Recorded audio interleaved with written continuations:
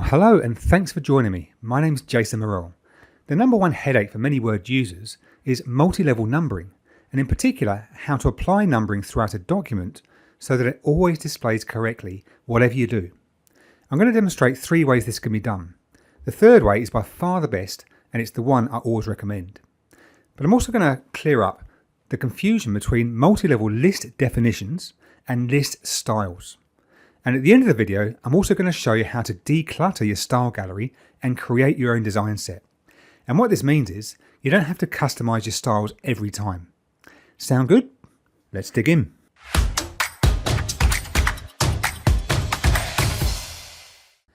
So over on the left is the text I'm going to use. As you can see, there's a mixture of level 1, level 2 and level 3 sample text, which I'm going to convert into multi-level numbering for you so you can see the whole process. Now I'm actually going to use the 1, 1.1, 1.1.1 style numbering, although there's lots you can choose from. But rather than just choosing the preset, I want to show you how to build this up from scratch, step by step. If you look over here at the top right example, this is the finished product. So by the time I've finished showing you how this works, this is roughly how it's going to look. So as you can see, 1, 1.1, 1.1. Then it goes to level 2, which is like the second top level heading, followed by 2 level 2s and 2 level 3s. That's the way it should look. But often things go wrong. So if you look at this example down the bottom, you can see that the first 3 lines are fine, numbering's working correctly. But as you come down to the second level 1, these 2 level 2s are incorrect. They should say 2.1 and 2.2. And the 3 level 3s are also incorrect. You'll notice the middle digit in each of those 3. That actually should be the rightmost digit on each of those 3. And in addition to that, the other 2 numbers are wrong as well. So a lot of people struggle with this. There's barely a day goes by where I don't get a question about multi-level numbering and how to fix it in some way. So hopefully by the end of this video, you'll be confident in building your own numbering structure from scratch. So let's just maximize this screen. Now once we've set up the multi-level numbering structure, there's 3 ways you can apply it to stuff that's already in your document.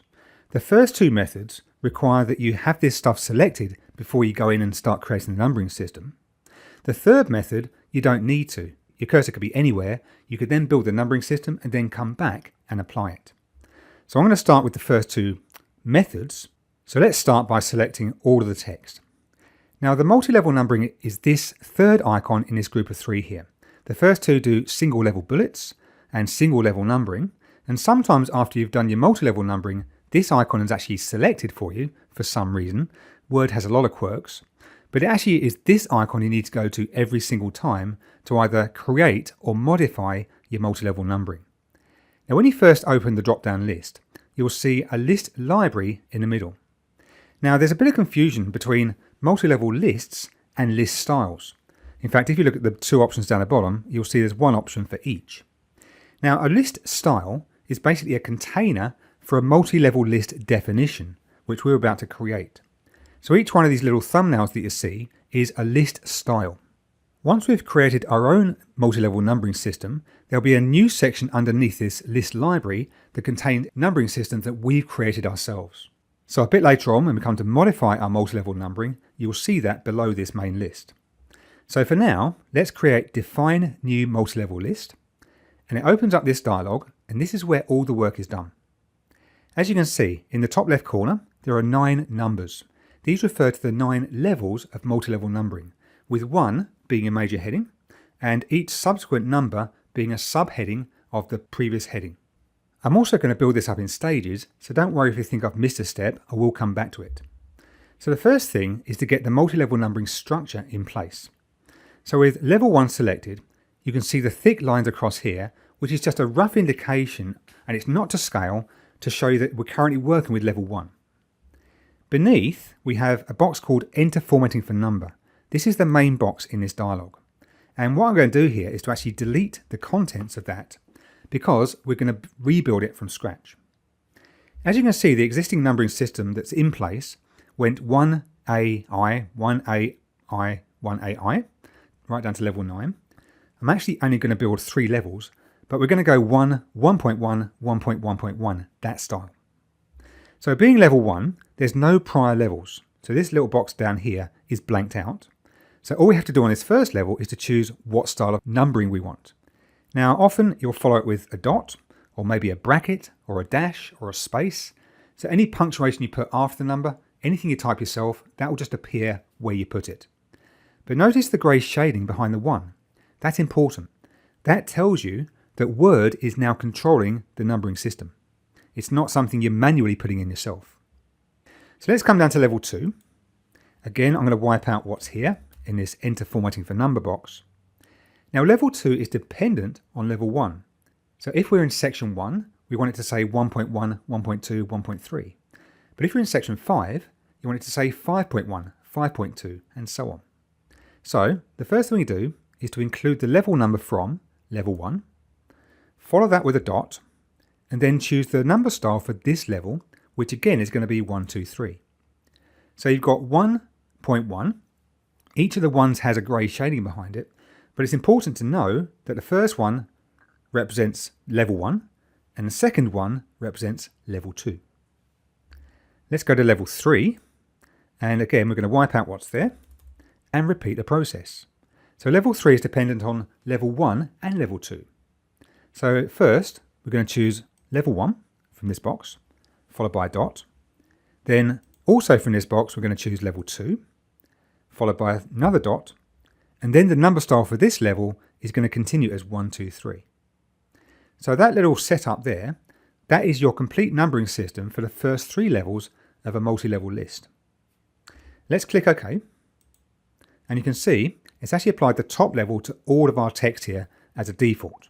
Now to control the levels, here's what you do. I'm going to show you 2 methods. Firstly, I'm going to position my cursor in front of the first level 2 and press the Tab key. Tab demotes it down to level 2. If I press Tab again, it demotes it 1 level further to level 3. Now don't worry about the text here, that's just text that I've typed, but the numbering itself, 1.1.1, is level 3 numbering.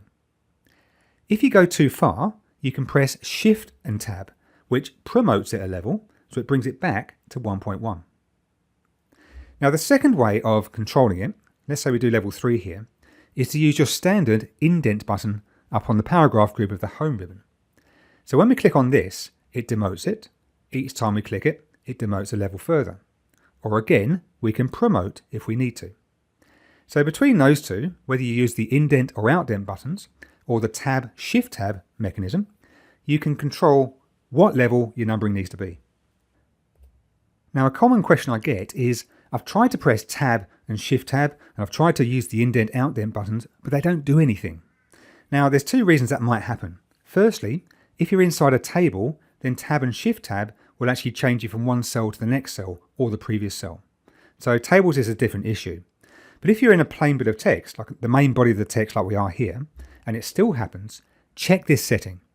So first of all, you go to your File tab here, you choose Options down the bottom of the sidebar, you then choose the Proofing option, and go to Autocorrect Options. Now, as you can see, it's very well hidden. You then choose Auto Format as you type. And the option you need to make sure is checked or ticked is the one second from the bottom.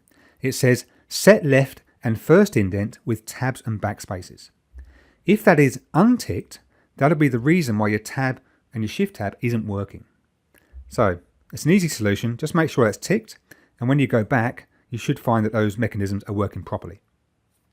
So let's just finish this off. Let's demote level 2 down, and again for that one. And if you've got 2 or more, you can actually select them both first, and then just press Tab a couple of times to do them both at the same time. So that's your multi-level numbering set up and applied. That's how easy it is at the base level. Sometimes your 1.1 here might not be level with the text above it. Same with the third level, might not be level or in line with the level 2 text above it. So in order to control this, you can change the indent within your multi-level numbering system. So let's reselect all of this.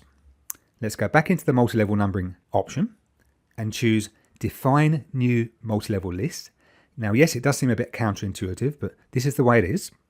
And it brings back your existing settings. Now, on level 1, the aligned at and the text indent, these are the figures we need to be playing around with. So what it means is the aligned at is the distance from the number from the left margin.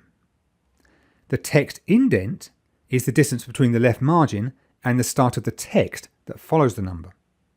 Now, being a simple man, I like to work with whole numbers. So the aligned at 0 works well for me, but I'm going to align this to 1 centimetre, and obviously use half inches or inches if you're using the imperial system. And that's my positioning done for level 1. For level 2, because I want to indent it and be in line, I'm going to align it at 1 centimetre. That's the number. But text indent at 2 centimetres. That's the text that follows the number. And for level 3, I'm going to say indented at 2 centimetres for the number. And because by this stage you've got triple numbers going on, triple digits, so 2.2.1, or a bit further down the track you might have 10.13.2 or something, that requires a bit more distance. So for now, I'm just going to make it 3.5 centimetres. That's the distance between the left margin and the start of the level 3 text. Let's click OK there, and straight away you can see those changes. So you've got full control over the indentation and positioning of your text. Now this system works well for text that's already in your document, but what about new text that you add? Now let me show you a couple of things here. If I press Enter on this level, obviously it's continuing the level 3 style numbering. If I press Enter again, it moves you back down to level 2 numbering. Press Enter again, we're back to level 1 numbering. If I press Enter again, it reverts back to normal text. So if I have a new bit of text in here that hasn't been numbered yet, let's say I put in a new section, to number it, making sure the cursor's on that same paragraph line, I can go back to the multi-level numbering icon and choose now this new thumbnail that wasn't there before, which is our new numbering system. Just click on it and it applies the top level numbering, level 1. And from here, of course, assuming the cursor's at the beginning of the text, I can then press Tab, Tab, Tab, whatever I need to, and Shift Tab in exactly the same way I showed you before. So let's move on to the third way of controlling your numbering. And this one involves styles. Now these styles are actually part of a solution that I just did for a client. So let's very quickly go back to the design ribbon and choose a standard style set, one of the built-in ones. And when we go back to the home ribbon, you can see the standard heading 1, 2s and 3s up there, ready to go. Now we're going to customize those in just a moment, but for now, let's just place our cursor at the very top of the text here. When you use this method, you don't have to pre-select the text, you can start with your cursor anywhere. Then go back to your multi-level numbering icon and choose Define New Multi-Level List. So here's all our existing settings, but I'm going to take this one stage further by clicking the More button, which gives us extra options down the right hand side here. Now we're currently on level 1, and all I'm going to do is to link level 1 numbering to the heading 1 style. Same for level 2, I'm going to link that to the heading 2 style. And for level 3, link that to the heading 3 style. And that's all I'm going to do at this point, and then click OK. As you can see, it's changed the look of the text, but more importantly, we've now got the headings at the top, which we can simply click to apply that level of numbering. So if I decided to make this one here, and actually I don't need to select it, just place the cursor in the paragraph and make that a level 2, I'll just click this here and it converts that to level 2 and it converts all the numbering around it to continue correctly. If I made it a level 3, again, the numbering converts to level 3, but all the other numbering that follows it also changes so that it stays in the correct sequence. That's the beauty of using styles in combination with multi-level numbering. So let's just change this back to level 1 as it should be. Now this is the third method out of the 3 that I talked about, and it's by far the one I always recommend. It's the best solution in my opinion for controlling your multi-level numbering. You can take a big document, could be hundreds of pages long, create yourself a very simple numbering system that you want to use throughout that whole document, connect it to 3 styles or 4 or 5 if you need to, and then just sequentially go through your document and apply it by clicking the appropriate style in the gallery. Man, it's a beautiful thing when it works. In terms of the styling, I like my top level numbering, my top level text, to be nice and big and chunky and bold. Make it stand out, it's like a major heading, you need to see it. And then for each subsequent level, I tend to reduce the font size, and as we get further down, take away the bold, possibly italic it if you want a bit of emphasis on some of the lower levels. So all of those kind of things are controlled through the styles. So let's say we go to heading 1 here, and we right click and choose Modify. That brings up the modifier style box. Now there's lots of stuff in here, including all the stuff in the format button down here. It categorizes every aspect of formatting you can change. But generally speaking, this middle section, you can just stay here and get the job done. So for example, if I want to change this dark blue to a red, it just means all my top level headings are now going to be bright red. I wouldn't do that for a business document, but it's just an example. You can also change things like the font and even the font size. So let's maybe make this a 22, nice and big and bold. If you want to get a little bit fancy, you can come to the format button and choose font and maybe choose the small caps or the all caps to convert it to all capitals or small capitals, which means the proper capitals are actually slightly bigger than the rest of the text. So those kind of things, all of that's available. I'm not going to focus on that in this video. But one other thing worth mentioning while we're in this style box is if we go to the format tab and choose paragraph, we've got the indentation and the hanging settings over on the right hand side here. You may remember from earlier that we set the text indent at and the aligned at within the multi-level numbering system itself. And it seems like it's doubling up here. And in some ways it is. But there's a precedence. And what that means is that you could set these settings to whatever you want to, but if you also set them in the multi-level numbering, that overrides these settings. Okay, they supersede these settings. So whatever you do in the multi-level numbering takes top priority. So in a way, it doesn't actually matter what you do here. You can pretty much ignore it. In fact, Word will ignore it for you. So it's worth mentioning because a lot of people think they've got to control it here, and they come here and change the settings, but nothing changes in the numbering, and they get really stressed and frustrated. So that's the reason why. So let's click OK then. Now, just to wrap up this video, here's a great tip. Okay, there's a lot of styles in the styles gallery that are given to you, but I don't know anybody, I've never met anybody yet who's used all the styles that they give you. Being a simple man, I like to declutter and get rid of anything I'm not using. So what you can do here, for example, no spacing, I don't ever use that. So I can right click and remove it from the style gallery. If I continue through and just remove other stuff that I don't use, let's just maybe two or three more here. It doesn't take long to go through them all, but just a demonstration. And then what you do, you come to the design ribbon, and this gallery here is all of your style sets. The better button to click is this one here called More. That actually categorises them for you. And as you can see, down the bottom section, these are all the built-in ones that Microsoft Word give you. In the custom section, these are various designs that I've done for various clients over time. And the one at the top is what's currently being used in this document. So what you can do with your cut down version of your style set is to save as a new style set. And by the way, you can also create extra custom styles and put those in your gallery if you want to first.